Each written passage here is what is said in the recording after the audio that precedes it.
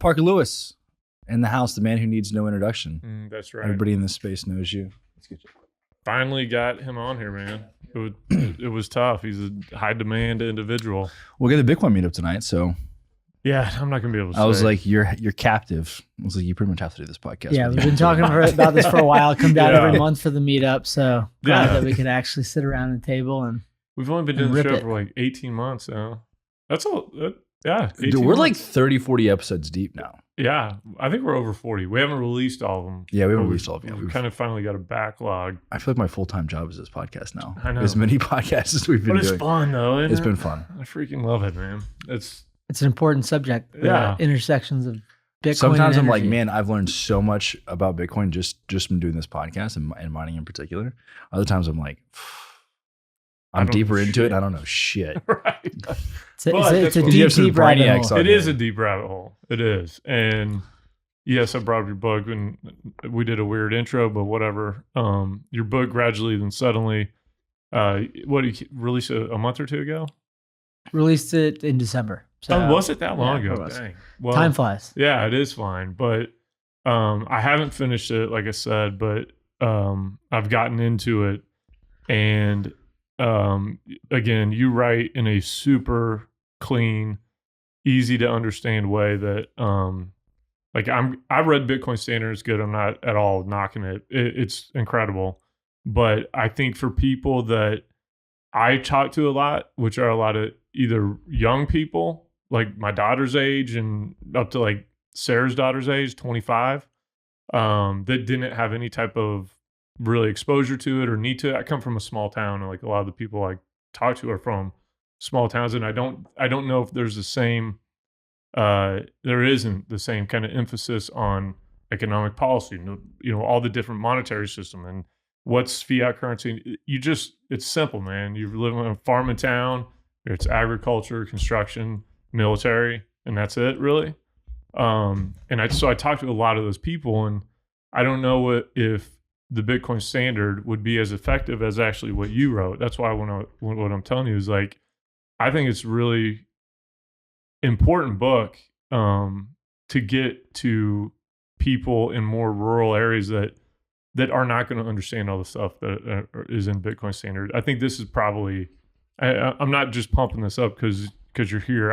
I really think that that's the type of writing that can be more impactful on a bigger swath of people rather than just, people that understand kind of economic policy and whatnot. This makes more sense. Yeah, I think, and I'll always say, so the Bitcoin Standard was formative for me. Mm-hmm. My friendship with Safety Namus, who wrote it, before he had even written it, helped me start to unlock questions about what is money, and even his early transcript that he shared with me before he released the Bitcoin Standard, kind of allowed a lot of the pieces to fit into place for me.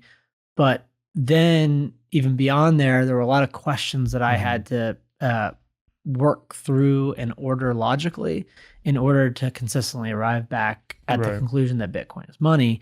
And I think that Safe's book does a great job at the Bitcoin Standard, particularly on the history of money and kind of more of kind of the economic and academic perspective of the historical role of money, and then how Bitcoin ties into that. Mine, I kind of focused it more kind of going straight into, let me help you understand, a framework to logically understand Bitcoin as money. And let's think about it relative to the dollar and the things that we know to be money, and how in part this might challenge it, but let's kind of start from the bottom up. And I also, for my own self, even though I've, went to school and got an economics degree, try to write in a very plain language that's attacking that exact question. That's okay, if I'm going to logically make the case for Bitcoin as money, how can I communicate that in a way that isn't, kind of tied in more academic theory, but more rooted in just, ones and zeros, dollars and cents, logical order. See, you just explained what I was trying to say better than I did. So was that your main motivation? Was like, hey, like I just want to like break things down in the most simple of terms, and that's why, because a book is a massive undertaking. You and I were talking about this a couple months ago, of just like how much time and how much effort goes into like writing like an entire book. So was the main idea here just to like break it down for layman's? Yeah, it was, and through the because it really was trying to kind of bridge the gap. And like, honestly, the way I think about the Bitcoin standard, it was, I remember reading it on a plane down in Nicaragua, and I was like feverishly taking notes, and it was just like everything was fitting into place. Like the ideas were clicking. But then from there, from that point to my kind of hardened view of Bitcoin, I kind of took those ideas and had to work through certain things that I was not necessarily struggling with, but that I connected, but I needed to have a more kind of clear delineation just in terms of the way that my brain worked. And then I thought, well, if I still need a few things to kind of really piece it together, that other people would benefit, because certainly other people's minds might or should work similarly to my own. Yeah. And so if I could just get those frameworks and ordered, I don't like to think about it as arguments, but ordered frameworks, then that would benefit or help accelerate other people whose minds work similarly to my own. And that's also why my perspective is, the more content that's out there, the more books, the more podcasts, people relate to different people in different ways, and something's going to help somebody relate faster than others. And so, yeah, my, kind of purpose of initially starting the body of work, which started out as really a newsletter that morphed into a more substantive kind of body of work on the internet, was to kind of help kind of piece some things together and help answer questions for people in the way that I had to kind of logically order them. And through that process, like I would just dump things out of my brain onto paper, and then have to go through and, rigorously, not necessarily challenge ideas, but really get to the substance in not just the most efficient way, but in my way of, if like something was missing in terms of connecting an idea, not putting something out until I felt like it was actually the most logically ordered argument that it could be. Yeah. That you're right, because like when I read it, I'm like, man, I wish I would have read something like this like 7-8 years ago. It'd been great. Obviously there wasn't something out like that 7 or 8 years ago, but I do think it's that impactful, because like I was trying to think, 21-year-old me, if I read that, or I'd read Safety Dean's book, that one will probably talk to me. Yours will probably connect with me more so than his. And that's not, again, an indictment. It goes back to what you were just saying, which is some things are going to just click with some people differently than others, and the way they write it or the way they communicate, will reach audiences that are different from each other. And yours definitely, like, I'm excited to get like my daughter and Sarah's daughters to read it, just because I think that were the areas where I struggle to explain Bitcoin to them, that book definitely is going to kind of open their eyes to some of the things, because I think they think a lot more like I do, just from that at that age, and coming from where they're from, being in a very rural area where you don't really think about a ton of this stuff until, things have gotten so bad that you're like, why is my dollar not going anywhere anymore? I can't buy the same type of things I could buy before. Why does it cost me 3 times as much to, buy a combine than it did freaking 10 years ago? So I think you did a great job, and I'm excited to finish the book so I can let some other folks borrow it or send it out. I'd encourage a lot of people to go get it. But so I feel like the Bitcoin space is like very like mission oriented, right? And whenever I think of that, one of the first people I think of is you in this space, just with everything from the book to the meetup to everything else you've done in this space. I want to pose the question to you, like, how would you define your mission, especially like with this? Like, what are you hoping to accomplish? So I do think that a lot of people who work on Bitcoin, I think certainly first and foremost, and not shying away at all, is that, hey, kind of when I first started down this path, I had connected or at least developed my own conviction and logic around why Bitcoin would emerge as the global reserve currency. And that just from a pure selfish economic interest perspective, that if that were to be true, then the best thing I could possibly spend my time on would be Bitcoin. In terms of, if this is the way the world's going, then my own self-interest, the best thing I can do would be to spend time working on that. It would be similar to if you were my age and figured out that the internet was going to be what it would become, then you would spend time, kind of investing in skills that would be valuable to that future world. So I think it certainly was and still is self-interested. But that also, I think the thing that you're keying in on is that it also is something that drives a lot of purpose and is very purposeful, because they're, we're not just out here trying to make the world a better place. That might be a derivative outcome, but when you start to really understand Bitcoin, you start to understand the consequences of money printing.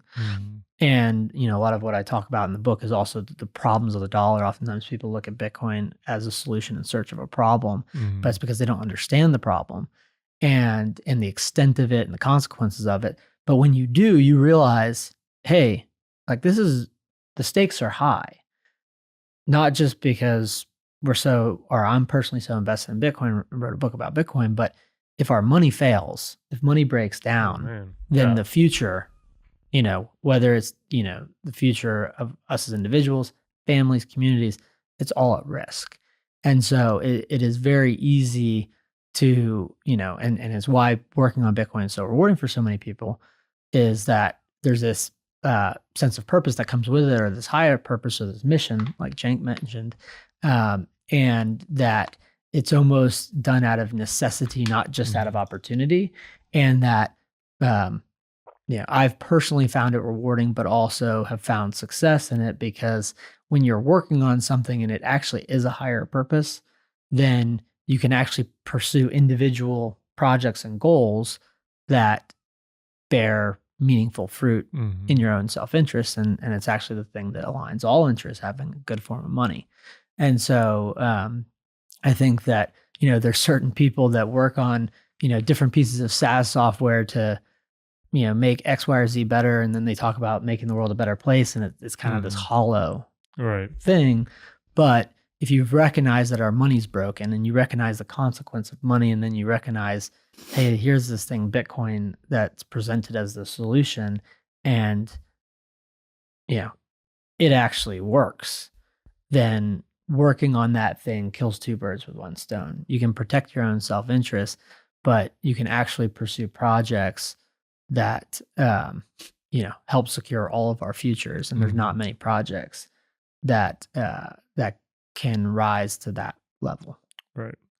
So you do talk about this in the book too, but what was your journey of like discovery? I know you said in the book, like 2016 was when you got into it, but what was kind of the process up to that and to where you're at today? Obviously, kind of being one of the thought leaders in the space, but yeah, what was that like? You're an economic major, and then kind of how did you get there? Yeah, so I'd worked in traditional financial services, worked in investment banking straight out of school, doing mergers and acquisitions. Had worked in credit restructuring and interim management turnaround management for companies that had gone through bankruptcies or similar type of financial distress. Then that led me ultimately to work at a hedge fund in Dallas.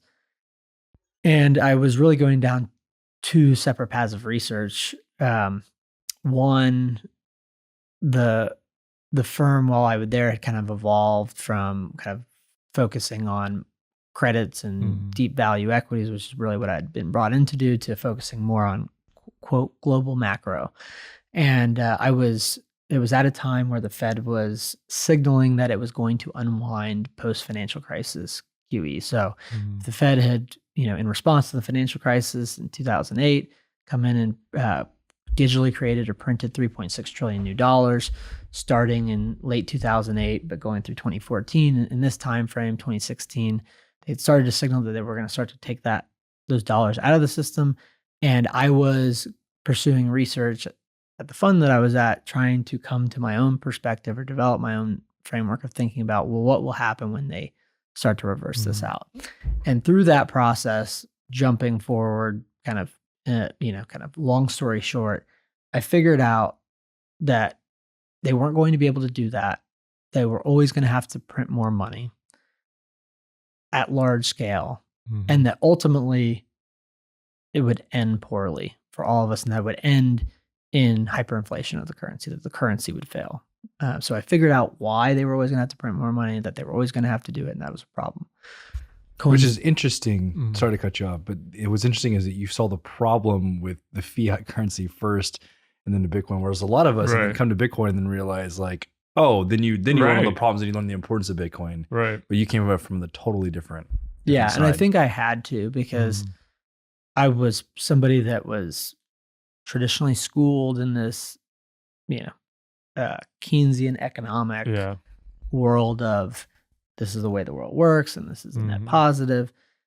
But we all are and don't even realize it. You know what I mean? We're all trained that way. Like totally. That's why when people that don't know, like coming from a small town, like we're not schooled in Keynesian economics, but we are without even realizing it. Yeah, that's all around us. I like this book, but yeah, go ahead. Sorry. No, absolutely, because it is. It's ingrained in everything. It's the way the world works, and it's the way the only world that we've ever known has ever worked. Right. And so kind of, but I was far enough removed from education and 10 years into a career in finance that I could look at it from a world of experience. And so I came to that conclusion, and then coinciding with that, and I do think that people that are more traditionally schooled in economics are predisposed to not be able to see Bitcoin. Yeah. Because they're inherently further ingrained and inherently they're apologists for like, no, this is the way that it has to work, right? But then coinciding with that, I was asked to go due diligence on a gold company in Canada. And serendipitously, however you want to describe it, like I was somebody at the time who would have considered gold, there's a saying that gold's a barbaric relic. It's a shiny rock. I have no need for that.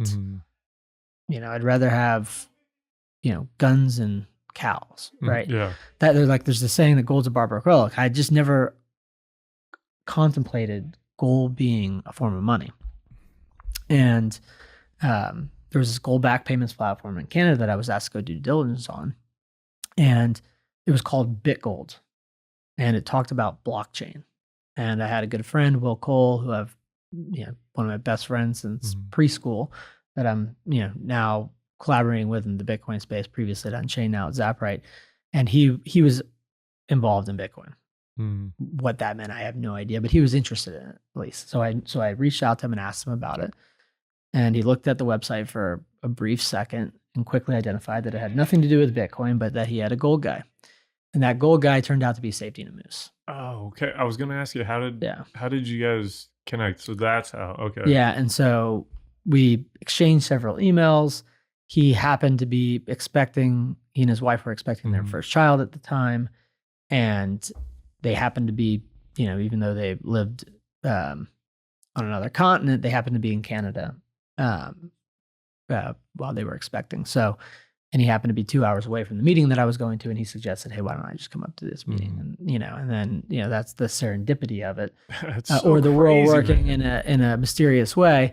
But through that process, he helped me understand why gold had emerged as money, and the whole side of what is money, what makes a better form of money, what's the worst form of money. And then through that process, really unlocking my mind to, okay, I've figured out that they're always gonna have to print more money. I figured out this problem. Here I am going down this gold rabbit hole, and start talking to my friend Will more and more about Bitcoin and the relationships between gold and Bitcoin. And then Safe in that window, 12-month period, started writing an early draft of the Bitcoin standard, shared it with me, discussing those ideas. And I started to figure out why Bitcoin had fundamental value, or at least in my mind. And it was that there was fundamental value in Bitcoin's fixed supply if it could be credibly enforced, because if it could, then it would represent a form of money that can't be printed. And that's where I started to be able to piece these two paths of research together, that on one hand, they're always going to have to print more money. I figured out why, and that it's a problem. And here's this thing, Bitcoin, that was expressly designed to solve the problem, because that's also something that's not as well understood, but very clearly Bitcoin was intentionally created to solve a problem of central banks and governments printing money. And it kind of fit into place of, I was pursuing these two paths of research that I viewed to be independent of each other, but they were incredibly intertwined. And that my most simplistic conclusion was, hey, this thing Bitcoin is the solution to this thing, the dollar. And that if the problem is printing money, then the only logical solution to that is a form of money that can't be printed. Dude, okay, this is where I could get my tinfoil hat, but so that story makes me feel even more confident.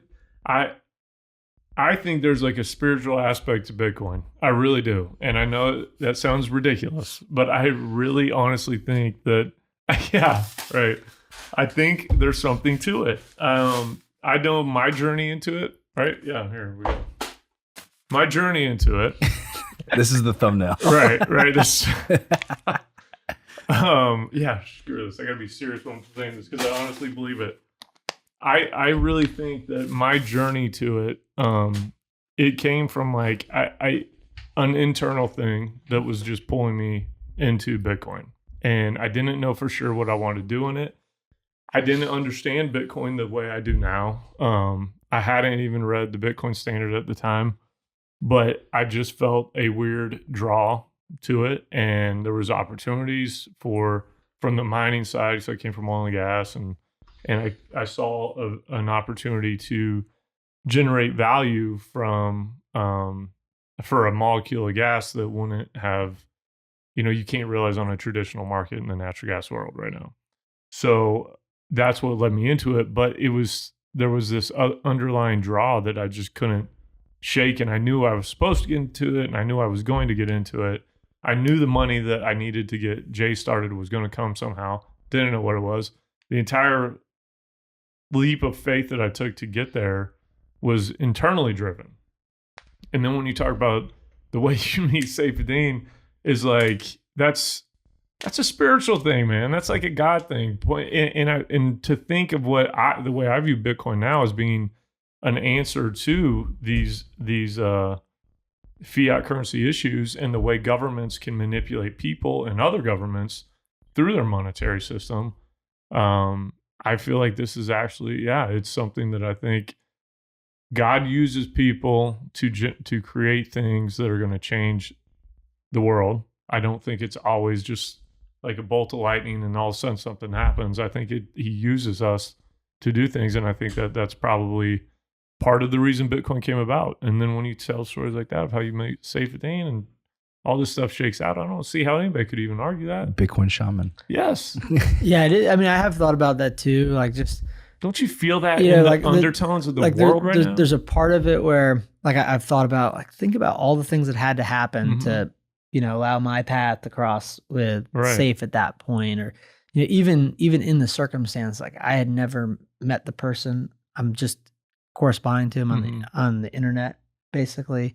My friend Will had not ever actually met Safe in person, and he suggests, hey, I can come to these meetings with you. And in my state, I'm working at a hedge fund in Dallas. I like to think of it since reformed, but saying like, yeah, sure. I could have easily said, appreciate the offer, but I've got this covered. And most people would have, most people, especially coming from where you came from, like, that's what most people would have done. Yeah. And then I also found out that, like, only later, like several years later, I met a guy who was a very early Bitcoiner, without saying names, but he was actually selling his shares in the company that I was diligencing And the whole reason why I was up there was to diligence the shares that he was selling. Really? Yeah. But I didn't know it at the time, of course. Yeah. And I do think, though, what you're talking about too is, and it might come back to this reason, Bitcoin is such a massive project and people feel mission driven, but it also, like, there does feel like there's a wrong that needs to be righted, and we're living through this fiat world. So part of it is something that is, once you see the storm, I have this book, did a cover, with commissioned art, and the idea is supposed to be that, at the beginning of your Bitcoin journey, you're in a fiat storm, you just don't realize it yet. But that we're all living in this storm, and once you see it, once you see the problems that have been caused from the corrupted money, then certainly you're working in self-interest and trying to better yourselves for you and your family and for those around you first and foremost. But at that same time, that can be true where you're working on a project that's going to right a lot of wrongs, and it's not going to suddenly make the world a perfect place, right? And be utopia, but that when you recognize that and key in on it, it is much easier to be mission driven in a authentic or organic way. We've seen this get worse this week with the Biden administration proposing a 46% capital gains tax, which is absolutely bonkers. Crazy. To the point where I'm like looking at other places to live. Well, we're going to follow Canada apparently in their lead. Did you see they did 60%? I think it's 66%. It makes absolutely zero sense. And then we also printed, I think it was $100 billion this week. $95 billion in foreign aid. Yeah, just like purely for foreign aid for things that are not even within side of our borders. And I kind of I think about this whole, like, just all of this and this entire movement in this space feels like what I imagined the founding fathers were like leading up to like the Revolutionary War, and like the tyranny that they were fighting against was actually relatively low taxes compared to what we're facing today. I think it was like 2%, 3% taxes. Way lower, and the Boston Tea Party, they're just like throwing shit off their shit. And they're like, nah, fuck this. And if you look at the ages, we were talking about this in a couple episodes ago, the ages of like the founding fathers, it was like 18, 24, 22, 26. And then like, I think it was George Washington was like the old man in the room, whatever. He was like 40 years old. He's like younger than me. Yeah. No, I gave a presentation not last week, but the week before at BitBlock Boom. And it was titled Nothing More American Than Bitcoin. And it wasn't designed just to be a, as American as apple pie type discussion, but I actually went through kind of the parallels between the intended structure of government of the United States and talked about how really the founding fathers create, when people think about the Constitution, they think about the Bill of Rights. They think about the First Amendment, the Second Amendment, Third Amendment. And I can't remember who told me to watch this speech, but somebody had, it's that way everyone typically learns about anything, but it was this speech that, not really speech, but it was the opening statement that Antonin Scalia had given before Congress, where he talked about what makes America exceptional and how when he talks to, he was he's since passed, but he was a Supreme Court justice. And he talked about how when he talked to law students and typically would ask them what makes America great or what differentiates America, what's distinct about it, they will typically say those things like First Amendment, Second Amendment, right against unreasonable search and seizure. But that what really makes America exceptional is the structure of government, and that was put in place with these contradicting powers specifically to prevent the centralization of power. Right. And that when you start to understand the dollar and the current construct of it, not what it was 100 or 200 years ago, that it is the single greatest thing that's undermined our structure of governance, because within this very intricate system of checks and balances to prevent the centralization of power was a bicameral Congress that was funded by taxes. They had the right to tax, the authority to tax. And that when you severed the connection of money to something in the physical world, and you had this entity called the Fed that could print money unilaterally, then they could start to finance the government without actually having to tax the people. And that severance of money from gold actually allowed the representative government to become detached with the consent of the governed. And that when you think about the parallels in Bitcoin of these, that when I think about, and it's the point that Antonin Scalia was making, is that there's a lot of other countries that have more perfect Bill of Rights than the United States.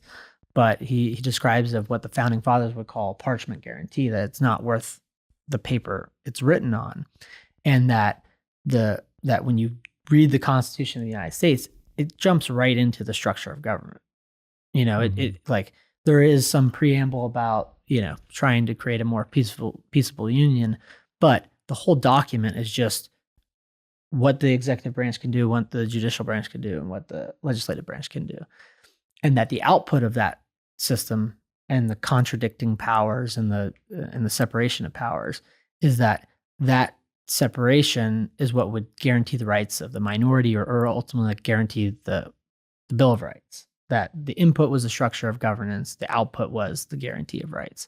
And that there's very similar parallels to Bitcoin, is that the actual structure of Bitcoin is what allows for these properties to emerge, like its fixed supply and why it's credible and why it's resistant to censorship. And so the input is the structure and the output are the properties that we actually benefit from. And that you start to realize that the dollar is the greatest thing that's actually undermining the structure of government. And that here's this thing, Bitcoin, that can actually restore that simply by taking the fly out of the ointment. But the point you were making, which made me think of this, is that as part of that talk, I brought up, this idea that there's certain rights that are inalienable. They don't come from government. They don't come from society. They're innate. And but I linked it to William B. Travis, who was one of the 250, 300 men, women, and children that was there at the Alamo defending the Alamo. And he wrote this beautiful letter that's about as American as it comes. But it was before Texas was part of the United States. And it's generally known just as the Travis letter. But he, in the letter, he says something along the lines of, the enemy has demanded surrender. I have returned the call with a cannon shot. Like literally he fired a cannon. Yeah. Like that's my answer to you. I'm not surrendering. And says that, he'll stand the post and, he won't retreat. He'll die the death of a soldier. And it's a phenomenal artifact of both Texas history and U.S. history. But then you figure out that Travis is 27 years old. Right. And when you start to think about the, what are our rights, or, not having to ask for permission to do things that are very clearly or logically within our rights to do, and that it doesn't come from government, that oftentimes people then retreat to the idea that like, hey, am I actually going to, fight this, or, what are the chances? And I think it's important for people to remember that the founding fathers, people like Travis, were in their 20s, kids, and that we're grown adults. And when we're sitting there looking at things that don't make sense, and they're not securing our own border, but they're sending $95 billion, and they're a bunch of Congress men and women, waving foreign flags, right, in the Capitol building. Yeah. Like, what are we doing here? Don't worry about it. We just print more money, right? Yeah, exactly. Yeah, that's like the thing that connects that government to us is taxes. And it's like, not only the thing is that is so egregious about it, not the fact that they suggest 44% capital gains tax, which I agree, it's like it starts to get the level where it's like, should I leave? But that doesn't pay for our government. No. The money printing does. Right. Yeah. It's a charade. So you get it's almost like a double tax. It's like you get taxed and then you get taxed with inflation constantly. And but like to the point, $2 trillion, like our deficit this year, $2 trillion. This year alone. Federal. We're only in April. Federal debt's like 35 trillion, right? Yeah. So they're bringing in something like 4 trillion in taxes, something in the order of magnitude. But that means they're spending $6 trillion. And then when they decide to issue $100 billion, not to scare our border, but to go fight some foreign wars that are not popular, that's all just coming out of the money printer, right? So if they had to actually tax us, if Congress had to come to the American people and say, we want another 100 billion, and we're going to tax you for that, it would be almost all unanimous. out outcry. Like, no way, we're not zero chance. All those people out of Congress. Right. The ability to print money undermines the structure of government because it does detach the representative part of the government from the actual consent of the government, which was the whole idea. What's crazy is like, even if you're not a fucking Bitcoiner and you work in the government as a politician, it's like you should read a goddamn Dave Ramsey book to understand how a basic business runs. I saw an old Saturday Night Live clip of that, basically like, so wait, if I don't have the money to buy this, can I buy it? And he's like, no. And then she's like, well, wait, let me get this situation wrong. What if I had the money and then I lost some money and I want to buy this thing? Can I buy it? And he's like, no. But it's like, it's so dumb that like we have to have this conversation. But like the war bonds, like that's used to be how they would raise money for a war. Was like, and if you didn't agree with it. This was when we were still in the gold standard, right? Yeah. And it's like, if you didn't want to participate in supporting that war, you don't buy war bonds. And so like it had some level of control on what Congress or whatever government you want to look at us.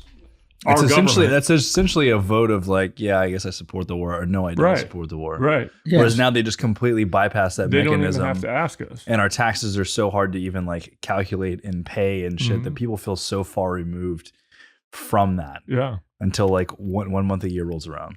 And maybe why I feel like this is a spiritual, like, because I think that, look, I've lost a lot of hope in the younger generation because you see, and I talk about it, I feel like we talk about this every show, is like, we got people arguing over bathrooms, what bathroom you go to, and all kinds of stupid shit that is like, this has gotten ridiculous. Carbon credits on fucking, what your carbon footprint is. Like the level of ignorance that we've gotten as a society in the US is just, it's absurd to me that what conversations are happening in Congress about these societal issues that seem to take forefront in so much of the media's attention. And it's like, it makes you start feeling like, at least me being older than you guys, it makes me feel like, man, we are doomed because it's a distraction as they're driving the bus right off the cliff. Right. But like, have you heard any intelligent argument from anybody in politics of like, how do you reverse this at this point?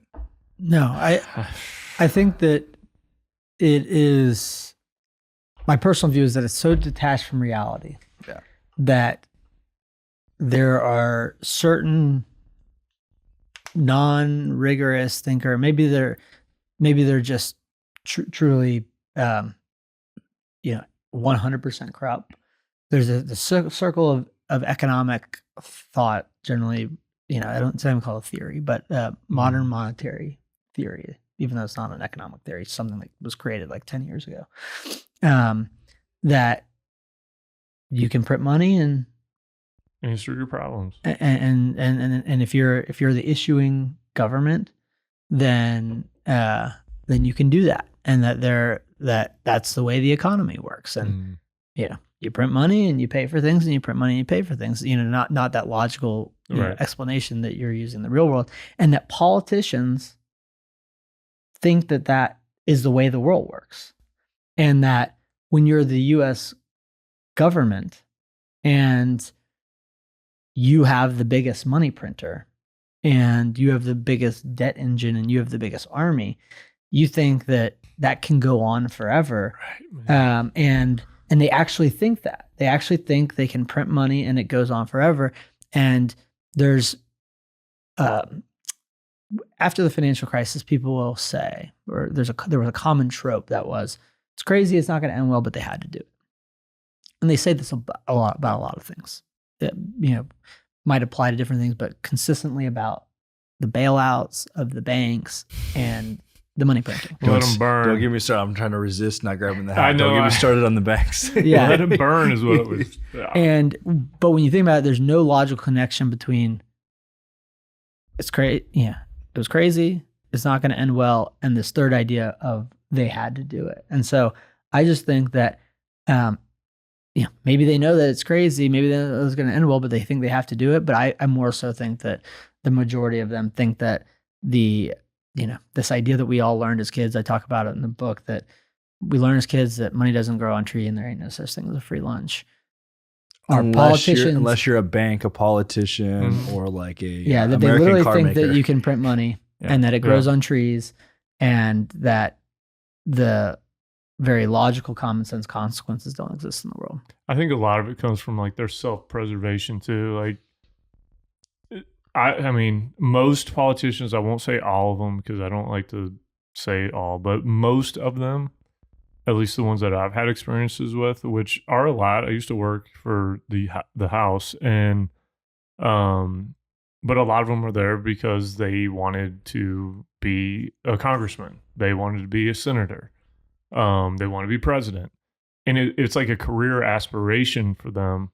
And so then when you're there, to not lose this thing that is now a path towards, okay, I made Congress, I want to be a senator, I want to be president, all that. To not lose that, they kick the can. And so it's almost like, let's get through this. This is going to be the best thing for me right now. And we'll take care of it later. Like, we're in a position of power throughout the world. We got the best military. We got the dominant form of currency. We can kick the can. We'll get it fixed. We'll do this. We'll do that. And we never do. It never is going to change. It's going to take a calamity or a catastrophe, in my opinion, for things to really come back to what they would need to be. You need like Anonymous to go like hack into all the banks and just delete half of the USD in existence. Right. Just press the delete button and see what that does. It's all gone. Yeah. Realistically, and this like comes back to my origin story of Bitcoin, the same thing that we're in of why they're going to have to print more money. If you print money, people will figure that out via market signals, and that the brass tacks of it is that people's time is finitely scarce. Our time in this world is finitely scarce at the individual level, and that you can't trade your finitely scarce time for something that they create out of thin air, and not just from a ideological standpoint. It's like, no, you literally can't survive. And the way that I connect this for people is add up all the human capital that is required, human capital, physical capital, to extract oil out of the ground. The number of hours of human time that it takes to do that, highly complex, tons of inputs, supply chains. So it takes human capital, know-how, as well as, okay, now we got to put those in physical capital, rigs, drills, supply chains, refineries, pipelines, all of that. And then say, oh, I can buy that barrel of oil in return for zero work. Right? That's what's functionally happening, and human beings consciously or subconsciously figure this out, most of them subconsciously, that they can't do that, because then they can't take the thing that they don't know where it's coming from, but it's getting easier and easier to get, and turn it into things that they need to survive, like food, clean water, healthcare, a car. Right. And so that the money printing apparatus is actually what causes the economic structure to fracture, and it does end in hyperinflation. And a lot of people don't like to think about hyperinflation because it's uncomfortable, but it is the logical conclusion of creating trillions upon trillions upon trillions of dollars out of thin air. And that, I think the positive of it, because like if I hadn't figured out Bitcoin, you mentioned it's like I figured out the money printing was the problem before I figured out Bitcoin. But if you just figured out the money printing was a problem, it would be very easy to be pessimistic on it. Well, that's what I was going to just ask you. Is like, what was that like when you figured that out, but you didn't have an answer to it, The good thing was, it was like I was like literally going down these paths in parallel, and I was starting to understand this thing, gold before Bitcoin. So at the time it was, well, maybe we'll go back to gold. I've since kind of figured out through that process that the dollar and fiat currency is actually a demonstration of gold's failure as money, and that we were never going to go back. We were only going to solve it by addressing the problems that allowed gold to fail, in this thing called the dollar and the ability to sever it from gold and be printed to the trillions. That we'd only solve it if we found a solution, and that we weren't going back, but that it would be very easy to be pessimistic if you didn't see this light at the end of the tunnel. And the light at the end of the tunnel is not, even though hope itself is a very important thing, it's not, hope as a strategy. It's, hey, there's this tool, Bitcoin, and yeah, the money's failing, and it would be far worse if the money were to fail and there weren't something that we could actually reboot the economic system on. But the existence of that thing, Bitcoin, is what will kind of hold us back from the brink, in my view, saying like, imagine Venezuela hyperinflating, or Lebanon hyperinflating, or Argentina hyperinflating. Well, the dollar is still functional as a currency, but what if that thing goes? Right. And there wasn't another working currency. And the existence of that working currency, Bitcoin, is the thing that, allows for, I think, for anyone who's working on it, but or not, that has seen it and figured it out, despite the chaos that is DC, the politicians, the corruption, that ultimately, fuels this, security state, but more consequentially, this state that's destroying the money, and the economic engine that underpins it, is that, hey, we've got the solution. And it's very easy to be optimistic when you have the solution in hand. You just got to go out and, help educate people about it, and basically distribute knowledge. That little graphic you had in there, it was like, I think it was like your first article you wrote, or your first blog, or whatever. I'm old, I don't know what to call it. And then where it's at today and how much money had been was that what that graph is? Yeah, I think so. Oh yeah, like the first thing you wrote, like the are you talking about the index table where I just showed the amount of yeah. Did you read it yet? No, I haven't read it yet. No, dude, you gotta. What do you know what page it's on? I'm sorry, because I was looking at it. Is it a table or a chart? Yeah, it was like a table. Yeah. And the numbers are crazy, dude. Because we're talking about like 7 years. Not a very long period of time. And probably when is it inflation numbers? Well, it's the amount of money. It's just absurd. It's I'll let Jake see this for the first time. You can read some highlights, but so it's the original date that I started writing. The dollars in circulation at the time, the value of Bitcoin at the time, the value of oil in dollar terms at the time, the value of gold, and the S&P.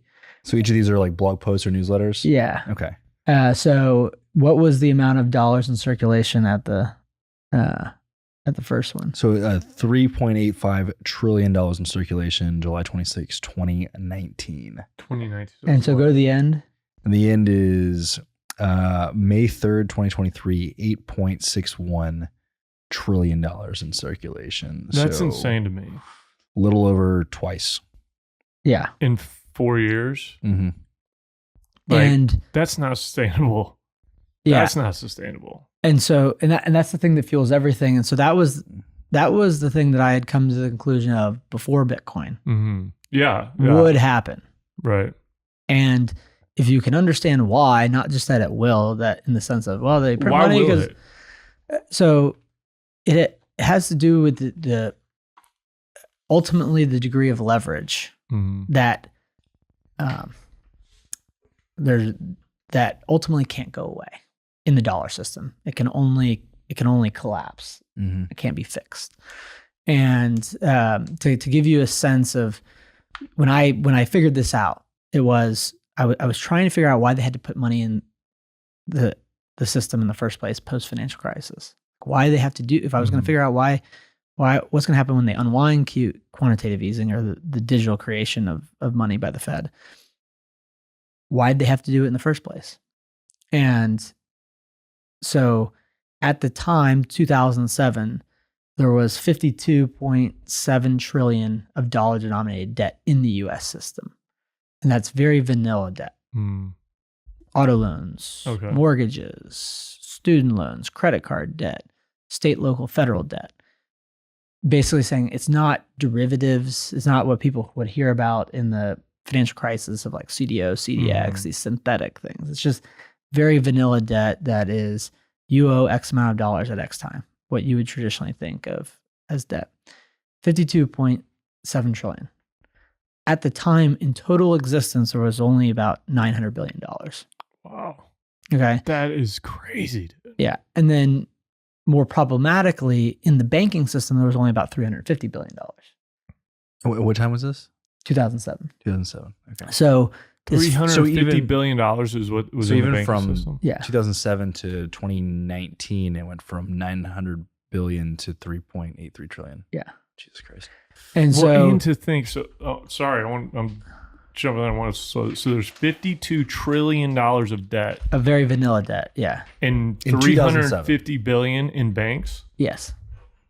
That's, I don't even know what the percentage is. Less than 1%. Right? Shouldn't the alarms have been going off at that time? And it's like, should only be getting worse over time? Right. Like, wouldn't you think it would be like, oh shit, like warning. Yeah. Like, and so the way I think about it is a leverage ratio, debt to dollars, because only debt can pay dollars. Obviously, you can restructure debt and you can assume, wells for, defaulted debt, but you want to keep your things. You got to pay the debt. Right. And so a treasury bill can't pay debt. Only dollars can pay debt. So each dollar had been leveraged or lent out approximately 150 to 1. And so, gosh, that's crazy. It was really only possible because over the 40 years leading up to the crisis, that each time there was a business cycle contraction, there was this slow drip of new dollars, which was the Fed lowering interest rates. But the only way you can lower interest rates is by introducing more dollars. Okay. And why is that? Really, at Can the you end of the explain day, that? Why is it because you need those new dollars to pay off? Think about, and this is where I'll get a little bit economic theory on you, but I'll keep it really basic. Think about any supply and demand market. If we're thinking about supply and demand of dollars, and if the rate of interest on dollars is the kind of the somewhere balancing demand for dollars to borrow and people willing to supply dollars to borrow, the only way for a centralized entity like the Fed to reduce interest rates is to increase supply.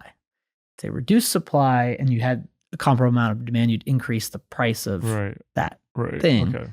So they use a lot of fancy terms. They talk about a lot of fancy tools, but at the end of the day, the only way to lower interest rates is to introduce more dollars to basically shift the supply curve. And so what they had done from the 80s to the 90s to the 2000s was each time there was a business cycle that otherwise would have allowed this credit system to contract and heal itself, they would, rather than letting debt be restructured and written off and bad debts go away, they would introduce more dollars to, in aggregate. Of course, during that time would companies file for bankruptcy, but the system as a whole was getting more and more leverage because the Fed was not allowing it to deleverage. They were, quote, smoothing out business cycles.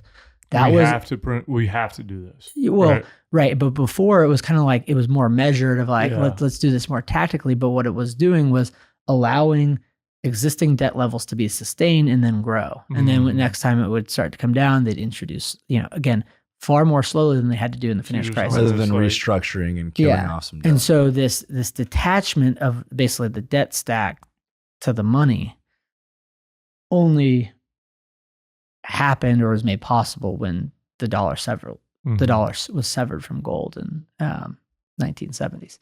And so like that 52 trillion to 900 billion or 350 billion in the banks, I think the 350 billion in the banks is the most relevant because the other 600 billion was like physical cash. If you think about people with mortgages, liabilities in the banking system can really only be funded by debt, dollars in the banking system. Okay, yeah, because most those banks got they're the ones who are lending this money out, creating this debt. Right? And so if they got 52 million, maybe it's not all with the banks, but like they got 35 trillion out, and they've got 350 billion.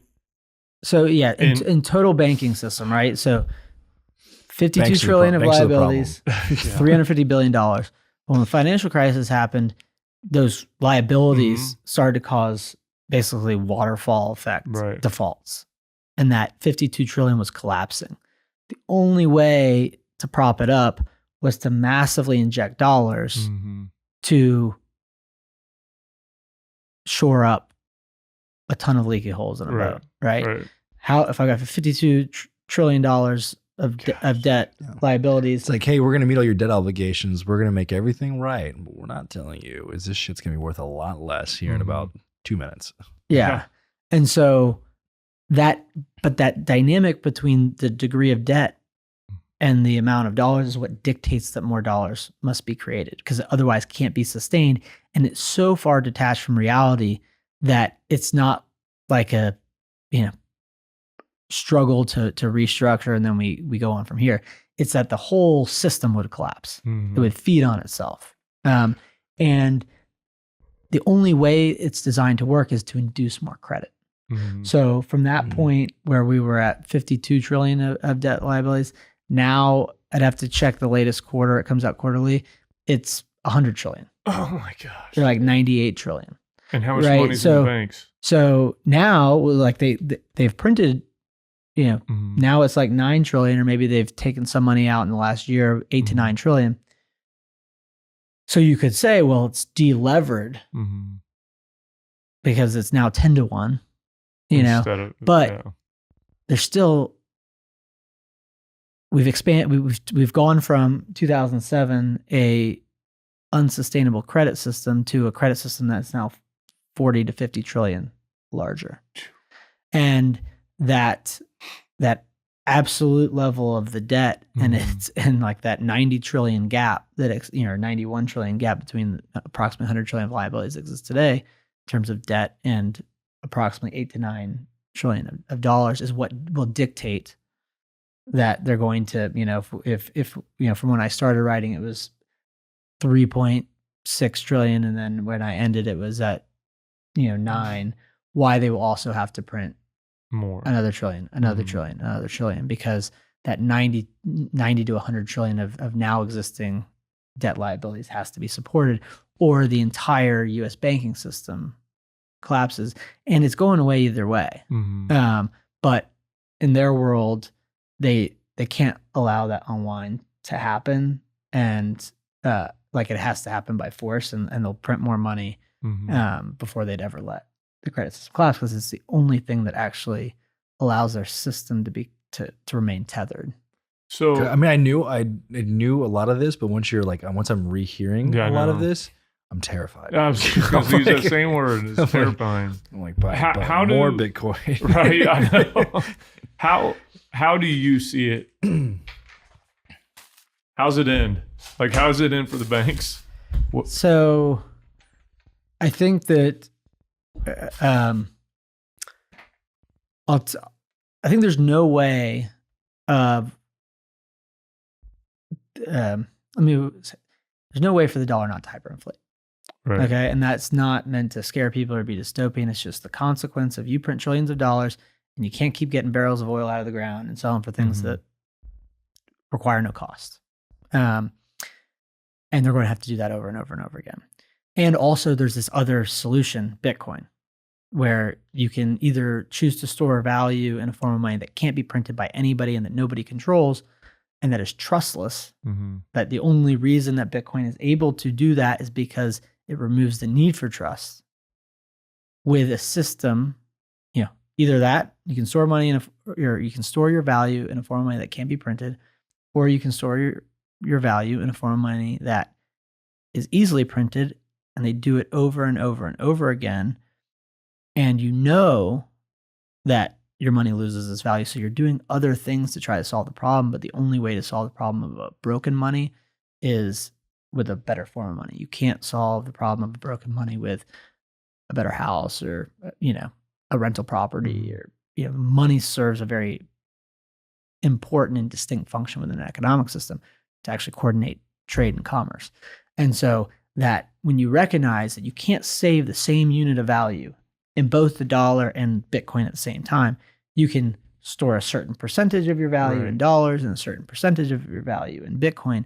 But the actual unit of value, you can't save in both the dollar and Bitcoin at the same time. If I get paid for work today, or if I sell a book, it took me time to create the book.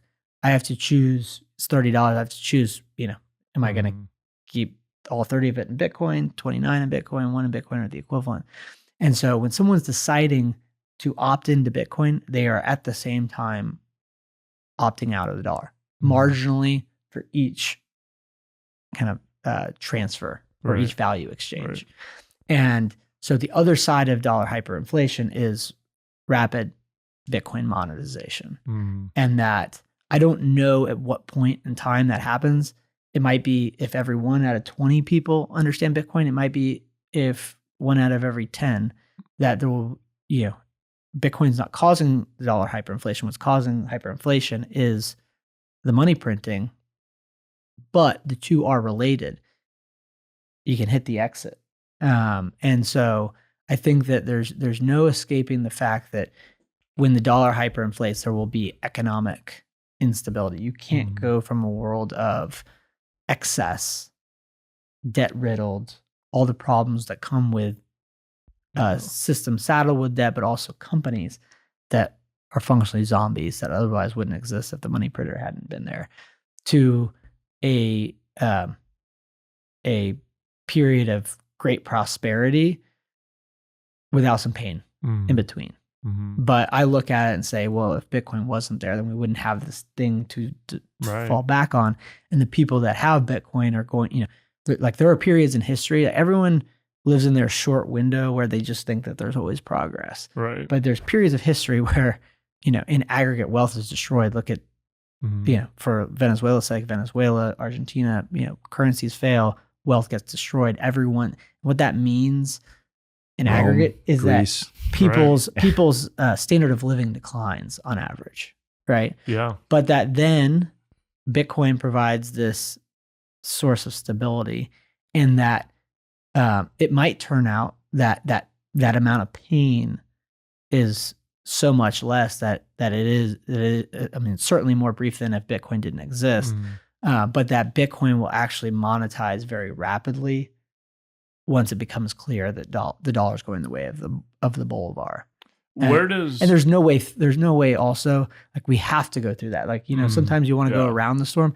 The only way is through. Well, that's what I'm saying too, is like the only way to fix is a catastrophe. Like that's the only way. But where does the role of like foreign American debt held by foreign countries, like, is there any role that our money printing is playing on that? Because what I've thought about before is like a lot of our debt is owned by foreign countries, other countries.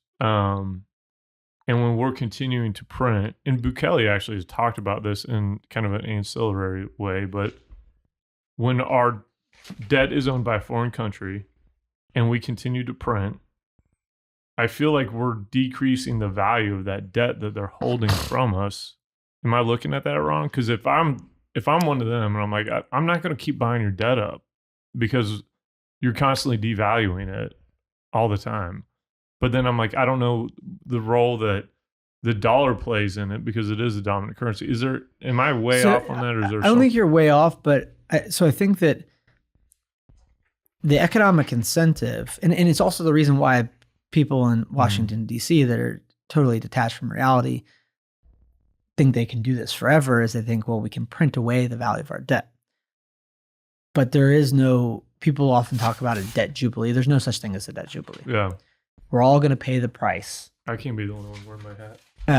We're all going to pay the price for our parents and grandparents getting us in massive amounts of debt. And that when that unwinds, the consequences is economic instability and economic deterioration, and that gets fixed by people that are willing to go fix problems in terms of figuring out how to, figure out a business and deliver a product to market. And so when they're printing money, it is causing all of the holders of that debt to have less of an economic incentive to continue to hold it. But people oftentimes will look at these foreign governments that hold the debt. The only reason they hold the debt is because they need some dollars. And they look at it and say, well, the dollar's losing all of its value. At least I'll be compensated with some rate of interest. But the American people hold the vast majority of the debt. The primary asset in the Social Security fund is U.S. Treasuries. Yeah. Right.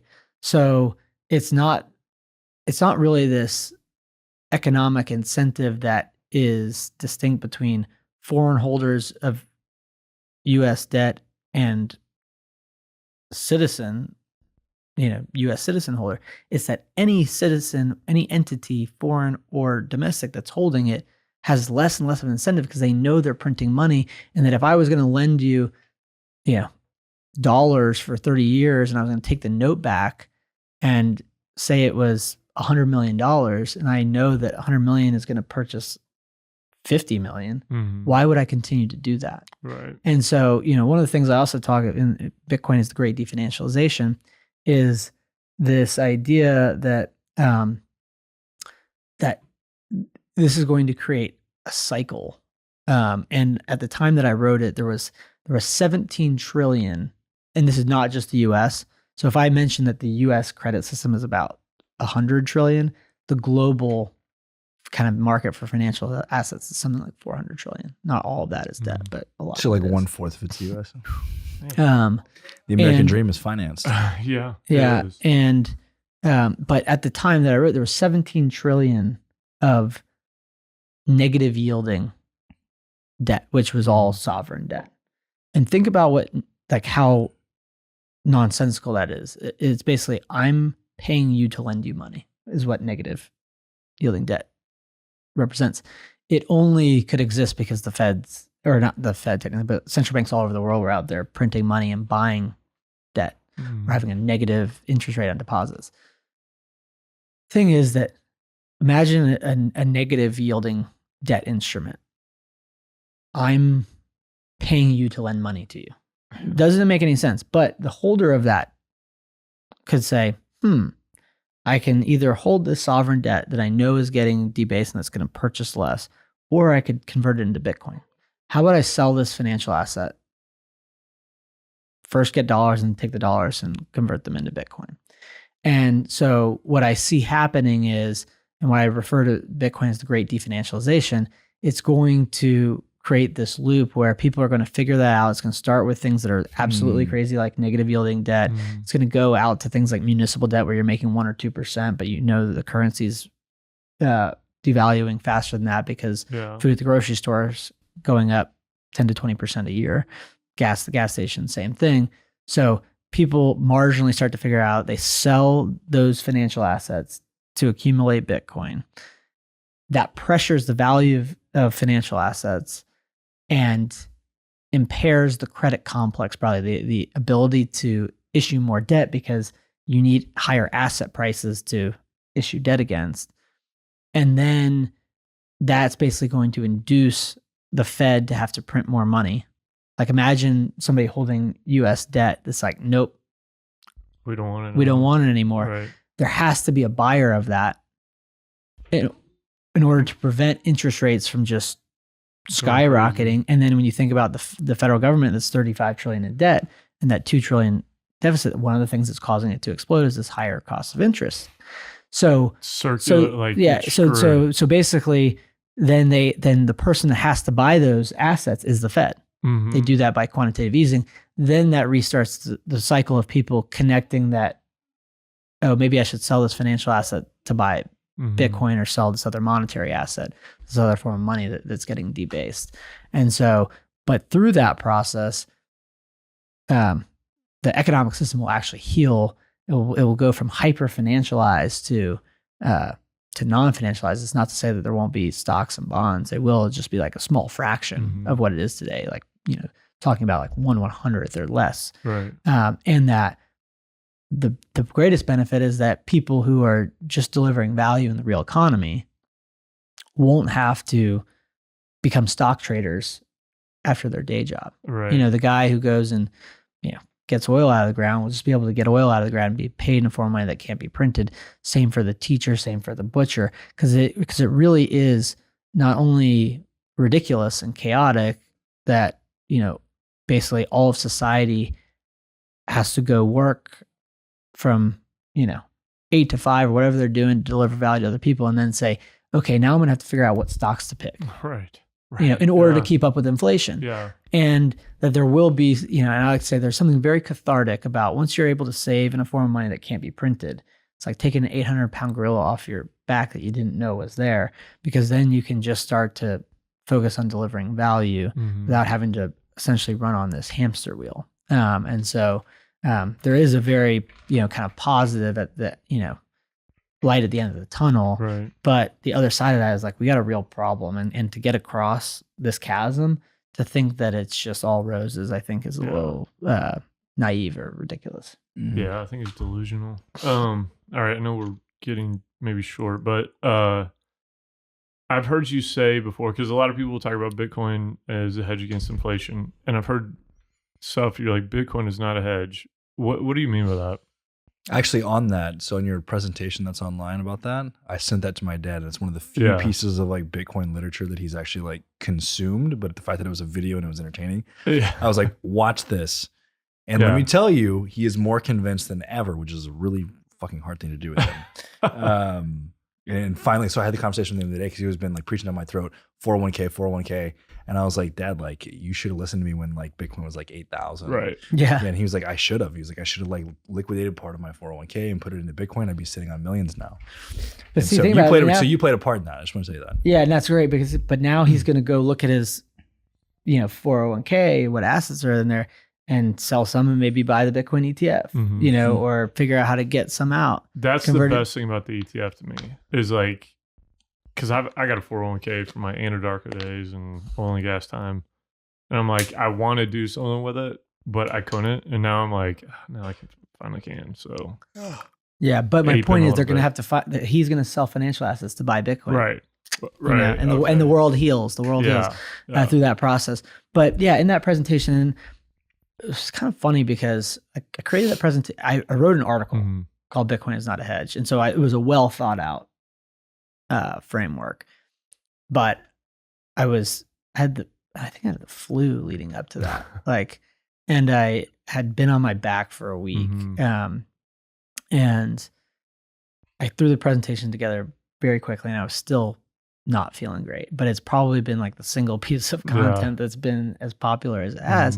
And the whole idea behind it was helping somebody connect. I kept getting this question over the period of 2020, end of 2021 through 2023 of inflation is increasing significantly. I heard that Bitcoin was supposed to be a hedge against inflation.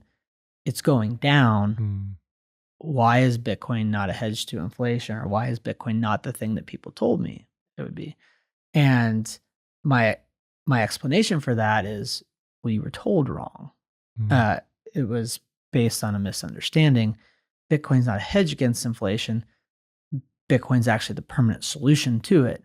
And there's something very different to something, or different from something that is hedging dollar inflation and something that is designed to permanently replace it. Bitcoin is designed to permanently replace the dollar.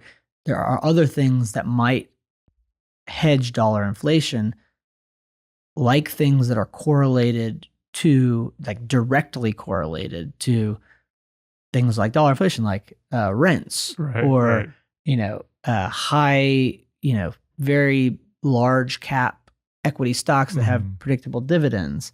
But just as, only a house, a new house, if you get a house that's mowed down in a hurricane or a tornado, the only thing that's going to fix that's a new house.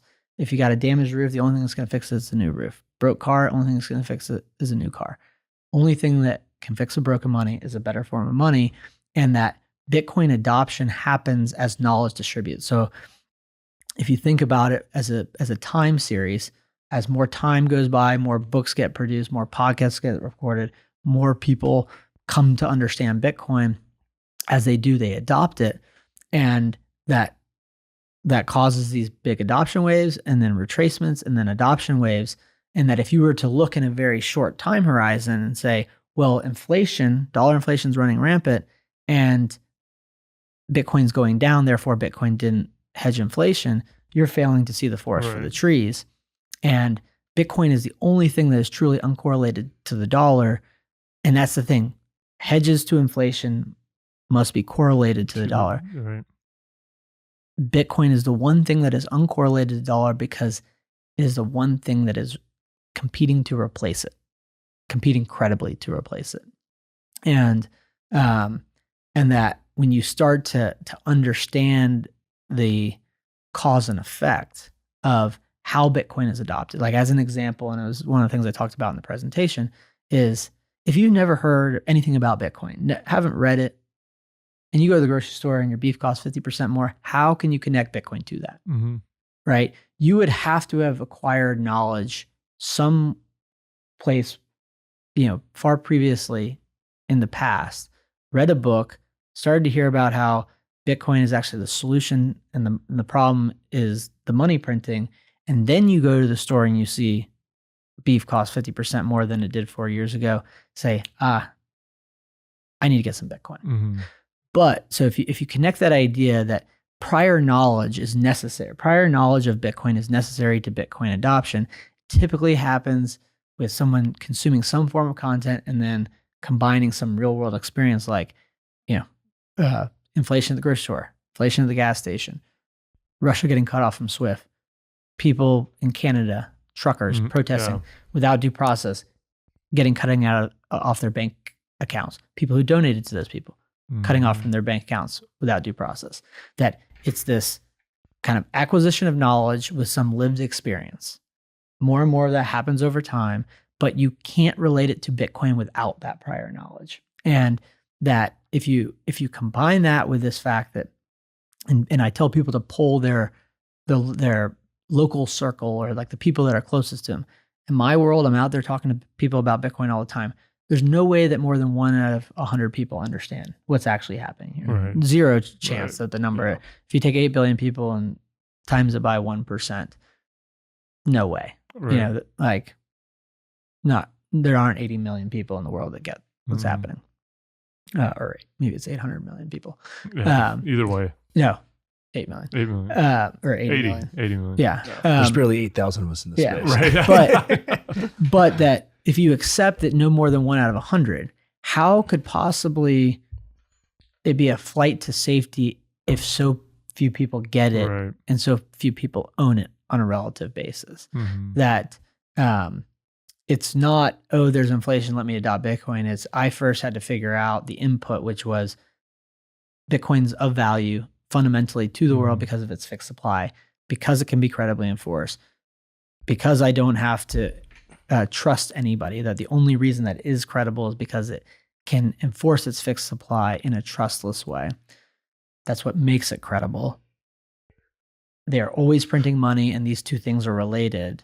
And then I start to look around the world. And so it's that combination of accepting that it's not a hedge to inflation, that it's not a flight to safety for the fact that so few people own it or understand it, and that prior knowledge is necessary to connecting those things, but knowledge only increases as a function of time and it accelerates.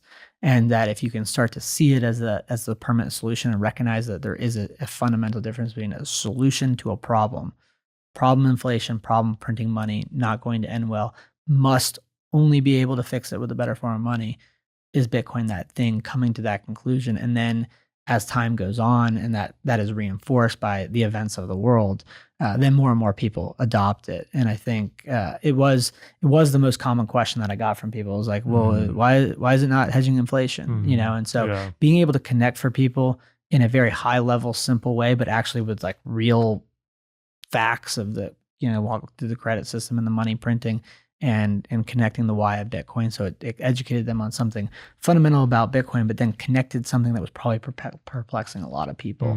And that I think it can be not lazy. A lot of people would say if they couldn't get somebody on the fundamental reason for Bitcoin, they say, oh, well, it's a hedge. It's a hedge to inflation. You should do that. But then if you if you tell somebody some Right. actual wrong information, Then when it write turns out to off. not be true, Right. they write it off. And then, but if you can actually unlock something for them to Mhm. be able to see something that they couldn't see before, then they can start to explain the world around them as Bitcoin goes up and down, but consistently up, Mhm. while at the same time that the dollar, inflates away. Yeah, man. It's been phenomenal. Where are you selling your book at? Yeah. Yeah. So I've bucked the trend. You can't buy it on Jeff Bezos. I'm not giving my money to him. But you can find it on Safe Dean's website. Either get there from safedean.com or thesafehouse.com/gradually, and safe is spelled SAIF. So That's it's where there. I got mine. I Got mine in person. my philosophy. I I got know. it signed by the author. No I big deal. didn't get mine signed by the author. Thanks I'll sign a it lot. today. No, but Safe's website accepts Bitcoin as payment. Obviously, if you don't understand Bitcoin, you're not going to have Bitcoin to pay for it.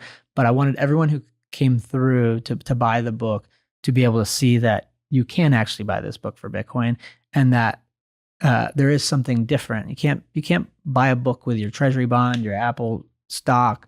Bitcoin is something different.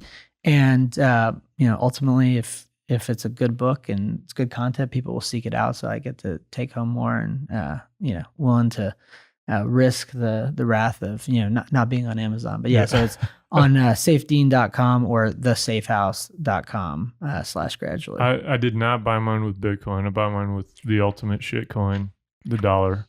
And There is a 10% discount if you pay in Bitcoin, but and when I sell my book in person here, I use the company that we're building, Zaprite, but I'll charge a 10% premium in dollars, because that's what I view as the cost. Right. If you're gonna give me your fiat, but there are times where I have dollar costs, so it is sometimes nice to get dollars, but I don't like to ever have more than be at a distribution where dollars are any more than 5% of my business treasury. Putting his money where his mouth is. I like it. Park, like a picture with you with like a cigar and just like lighting it with like $100 bill that's on fire. Oh yeah, that'd be sick. Cash We is need to make trash. an AI one for when I'm doing that. Yeah. When you're running for governor, I've heard people say mayor. Dude, you need to skip that. Go straight governor of Texas. Straight governor. I talk about running for mayor of Austin someday, because again, selfishly, it's like closer to home you are, the more you can control your actual day-to-day quality of life. And born in Austin, never leaving Austin, but don't want to live in streets that aren't respected. Yeah. So that's really my only interest in politics. It would be to clean up my own home, or make my own day-to-day life better.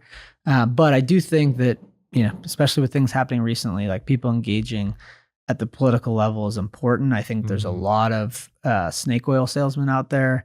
And so it is something that I increasingly think about, but I don't think I would ever actually do myself, other than helping the right people do it, because I think I can be higher leverage getting this book out there to people, helping businesses accept Bitcoin as payment through Zaprite. And then also it's like, but I do think that the governor of the state of Texas, more so than any other individual, if you're listening, Governor Abbott, or whoever might come behind you, that there is going to be a state versus federal fight constitutionally 100%. over this. Yeah. And that we can either be out there as individuals, as companies, as communities, at odds with this massive federal government, or the state of Texas can recognize just how important Bitcoin is to the state of Texas, to the citizens of Texas, and to be the ones asserting our rights rather than it be left to individuals. So do we have time for one more? Yeah. Do we? That leads me to, and it's kind of a big one, so I hope it doesn't go too far, but that's one of the things I get asked a lot, especially when I'm talking to like oil and gas companies and folks that are not in Bitcoin yet, but they're looking at it from purely an economic standpoint of like, I can generate more money for my natural gas by looking at Bitcoin mining. Almost, I would say 50 to 75% of the time I'm in those meetings, I get asked, what happens if the government bans it? Which I always kind of take the position of like, that's a major constitutional issue already, but Does that stop them from doing a lot of things? No. So it's hard to argue that that's going to prevent them from doing anything. But also that I think we're reaching a size and a scale where that's going to be really hard for them to do, especially with the ETF now and that kind of legitimizing it for high net worth investors. But what's your response when people ask you about that? So I'll answer that. I want to connect in case Governor Abbott or someone passes along to him. The reason why he's the single most important individual is because the state of Texas is the single most important stakeholder, given the energy Right. and the importance of energy to the state. And that my view of it is, it would be great if someone like Governor Abbott or people in the state legislature could start to understand Bitcoin, because then they'll be able to realize that this is an industry, that this is solving a massive problem, but that stakeholders in Texas and in the Texas legislature, most notably Abbott, he'll care about Bitcoin when he figures out just how strategic it is to energy. Right. Energy is strategic to the state of Texas. Energy is strategic to Bitcoin. It creates this perfect pair. So if you challenge Bitcoin, you're actually challenging the most strategic asset of our state, which is energy. And so that the reason why they will care about it is because of that energy. And we are large enough as a economic system that Abbott is the one that can most credibly and has the most interest, separate from the sound money arguments of Bitcoin, to actually take those rights and defend them with the federal government, more so than a company or an individual, but also any other state. The state of Texas is the most important in that fight. It's the precedent. So that's why Abbott is, in my view, kind of, or whoever's sitting in that governor's seat has the fate of the nation might rest in that person's seat. To your question, on the question of Bitcoin being banned, one plug for the book. There's a chapter called "Bitcoin Cannot Be Banned." So buy the book, thesafehouse.com/gradually. Drops the mic. Read the book. Done. But this is the high level, and again, it's a very logically ordered framework, which is there's a decision tree that you have to come to or acknowledge that. Does Bitcoin work? Is Bitcoin functional as money? And my explanation of it, Bitcoin's only functional as money if the fixed supply can be enforced credibly without the need for trust. If so, there's something for the government to ban. If not, there's nothing to ban because it just falls on its own weight. It doesn't work. So first, it's an admittance that the only scenario in which Bitcoin could be banned is because it works. So accept that reality. That is a very good point to start. Then think about the actual underlying reason why it works, because you need that to then be able to ask yourself or reason through whether or not it can be stopped. Conclusion you'll ultimately come to is that the only reason that it works is because it can't be stopped. And that while governments can make its use illegal, Bitcoin's both everywhere and nowhere. It would be the largest game of whack-a-mole. It's purpose built to exist beyond governments. It's mined, it's owned in every corner of the earth. All this regulatory, not arbitrage, but regulatory competition. Certain competing interests, geopolitically or otherwise, are going to have an interest to secure the Bitcoin network and have good money. But if you just think about it from a rational perspective, it's like, okay, when are they going to ban Bitcoin? When it's, risen to such a level that it becomes very obvious that it's threatening to the dollar. The only position for a rational economic actor, if they've first figured out the conclusion that it works, that Bitcoin can credibly enforce this fixed supply, and actually, as it grows, it becomes harder to stop because there's more energy, more distributed, more people owning it. Would I, in that position as a rational economic actor, just say, I'm not going to own that thing that's going to go up in value so much that it's going to become obvious to the US government that it threatens the position of the dollar? Or I'll own it, not have the consequence of the reverse side of the reality, which is my dollar got destroyed. You would, in all cases, if you first come to the conclusion of how Bitcoin credibly enforces fixed supply, why it's relevant to own that, and to then have the decision at that future point in time in the very positive for you outcome that the form of money that you held has actually increased in purchasing power rather than gotten destroyed. And then when you think about that in the context of just if you're a pure rational economic actor, that the federal government tried to ban private ownership of gold. There was a law that banned it. Gold didn't cease to exist in the world. Right. The dollar got forced devalued the following year and has been devalued 99% since then. But gold didn't go away just because a law said that its use, private ownership of it, is illegal. Right. Separately, the government tried to ban booze. Yeah. Prohibition. It made a lot of people rich. Didn't make booze go away. And that Bitcoin functionally as a technology, the way the network works, is orders of magnitude, if not infinitesimally, harder to prevent than gold, and orders of magnitude more of a benefit than something like booze. So if there is this economic good that is working, that humans need to survive, humans literally need money to coordinate activity to reliably get clean water, food at the grocery store, gas at the gas station, that you're not going to take a good that has that much tangible benefit, that is that hard to stop, and think that you're going to be able to rid the world of it easier than gold and booze. And so when you kind of put those things together, if you've come to the conclusion you have to own Bitcoin, and then you make the decision, like if they tax at 45%, do we go to El Salvador, or do we, tell the government to, fuck off, fuck itself? Yeah. I like the go fuck yourself option. I do too. I like going to El Salvador too, though. But go buy the book. Yes, go check it out.